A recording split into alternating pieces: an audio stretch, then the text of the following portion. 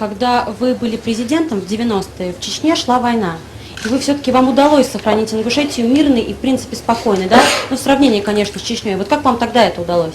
Сейчас все-таки в Чечне не идет война. Я вас приведу афганский пример. Я был в Афганистане дважды. Если бы я выполнял все приказы, которые мне спускались с Генштаба, с Кабула, когда я находился с батальоном, с полком в горах, я бы здесь не сидел бы, и не сидели бы солдаты и офицеры, которые меня командовал. Потому что мне порисовали красиво на столе. Вот, выйти, захвати. Они рисовали, сидя в теплых кабинетах. То же самое происходит политика здесь, на Кавказе. Сидят здесь в Москве, в правительстве, в других местах, в администрации, департаменте, все, и рисуют вот политика на Кавказе.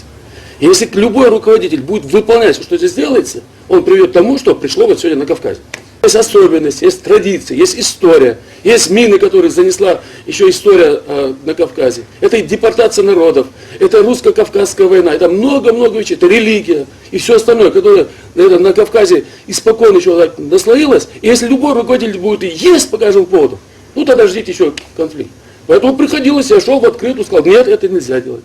Я сказал, законы нужно выполнять, применять такие парламенту, которые соответствуют нашим обычаям, традициям и все остальное. Сегодня, если говорить про Ингушетию, сегодня как вели, до 2 или 3 тысячи внутренних войск в Ингушетии, так они сегодня так и остались, по-моему, да? Да.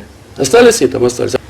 Даже когда были боевые действия в Чеченской Республике, мы не позволяли, чтобы кто-то там ходил. Я как человек военный, дослуживший до генерала, я знаю. Там, где солдат, к сожалению, день он может помогать, 2, но на 3-й день он начинает делать то, что выходит в противовес обычаями, традициями и селениям. И со мной это была проблема.